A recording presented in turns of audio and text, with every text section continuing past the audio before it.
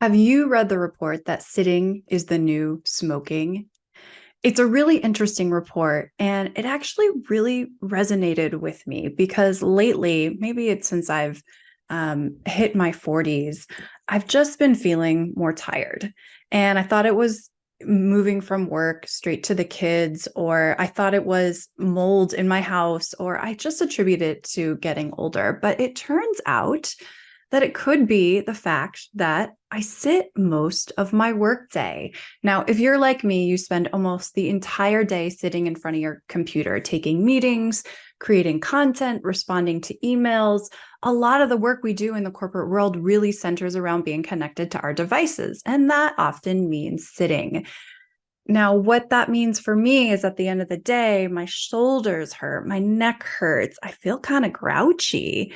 And I'm ready to go to bed at like 8 p.m. And that never used to be the case for me. In fact, in my 20s, it was pretty easy to work all day and then go to dinner with my friends. But it's not just age, there's something else at play here.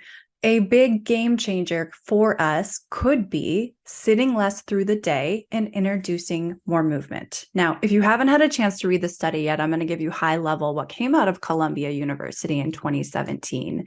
They studied almost 8,000 people, and those who clocked 13 or more hours a day of sedentary time with bouts of 60 to 90 minutes of sitting had a nearly two-fold increase of death compared to those who had less total sedentary time and shorter bouts of sitting. Now, here's the key. It's not necessarily that they're sitting 12 to 13 hours a day.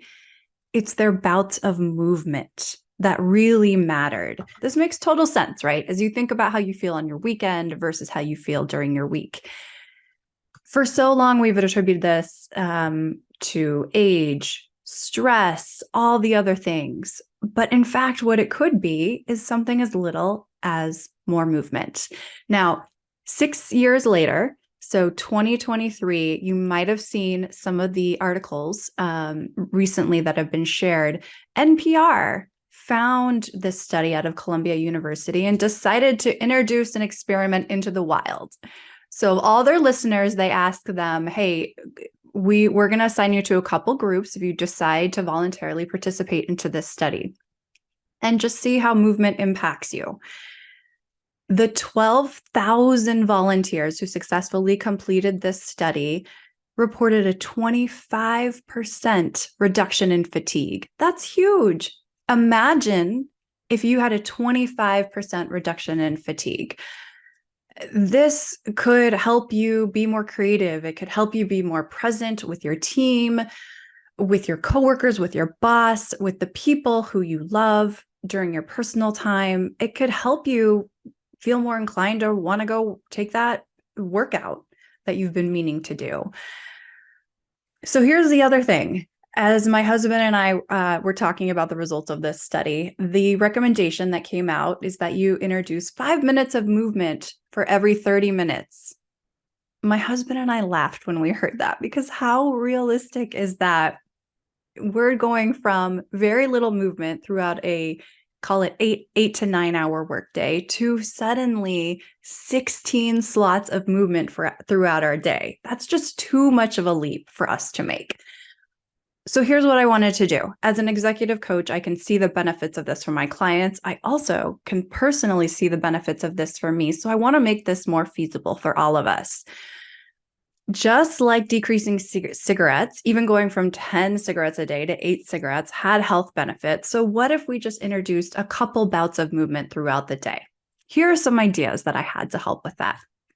So number one, there are times during the day when we are just naturally moving, when we need to go to the bathroom, when we need to get a snack or a meal, when we want to get something to drink. Instead of racing to get your meal, your drink, going to the bathroom, and then racing back to your desk to respond to that email, what if instead you introduce just 5 minutes during those natural breaks that come up to walk around your house, walk around outside, walk around your office building, whatever space you're in. The key to this study wasn't that you had to introduce rigorous times of movement. Walking was okay. And by the way, standing at your desk didn't count, unfortunately. It did have to be movement.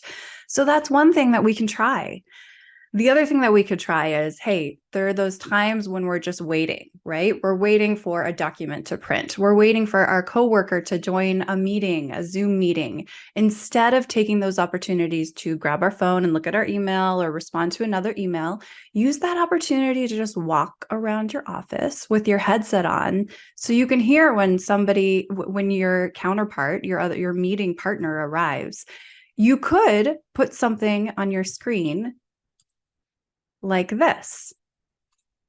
Hey, I'm walking on the other side of my desk to introduce more movement into my day. When you arrive, say something and I'll come join you. It's as simple as that. Boom, easy way to get 5 minutes back. The other idea I had is when we're eating, a lot of us will grab food, bring it back to our desk and keep working, right? Keep typing. Instead of bringing it back to our desk, what if you take 5 minutes when you're eating just to start walking around? So while you're eating, walk around. Another way to introduce some movement. The fourth thing that I thought about is look at your calendar each week or each morning, whichever cadence works best for you. You know how you have those sort of casual check-in meetings? Perhaps it's with your team when they're updating you on what they're doing. Perhaps it's with a coworker, a really trusted coworker where you're just kind of catching them up on what you're doing and hearing what they're doing. When you find those meetings, take advantage of those meetings to move those to a phone call and just take those meetings while you're walking. Now, this is something we've talked about a lot, but if you're really strategic and intentional about it, this is an easy way to introduce more movement into your day. Now, all of this may be difficult, but you're thinking, I have so much to do. I just can't squeeze in the extra time.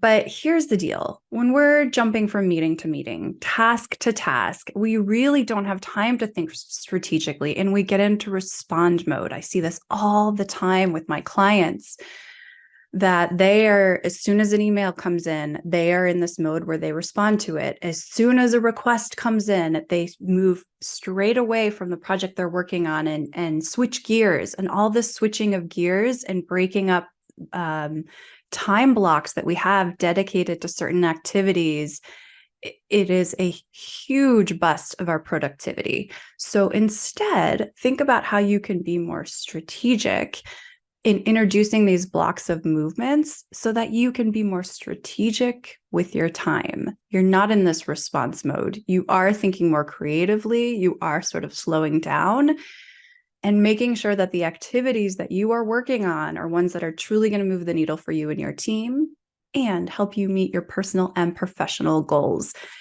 Those emails that we respond to so quickly, oftentimes what I find is if my clients don't respond to every email and just take a pregnant pause, that the person on the receiving end figures things out by themselves and it empowers them to do so. So for so many reasons, for our physical and mental health and well-being, to allow you more time to be strategic, to try to step away for 5 minutes as often as you can throughout the day. Now, we know in order to create large change over time that it takes small steps, like you introducing movement throughout the day, through me introducing movement throughout the day, and then it takes leaders modeling this for their teams, and then starting to introduce technology and introducing rules or ways of working that give people permission to make a change. This is all going to start with you. And when you start modeling this behavior for your team will follow suit. As I think about the analogy that we initially made, reducing smoking, right? Sitting is the new smoking. We had about 40% of our population that used to smoke back in 1950. And today that number is less than 10%. So this isn't going to happen overnight, but it's so good to be aware about introducing more movement into your day and the positive impacts that can have for you and your team. I'm executive coach Amy Sanchez. For more tips and tricks to help you as you introduce more happiness and impact into your leadership journey, visit my website. And I'd love to hear about your journey of introducing more movement into your day. Drop me a line on LinkedIn. You can find me, Amy Sanchez, or shoot me an email, amy@swim-against.com. Happy moving out there.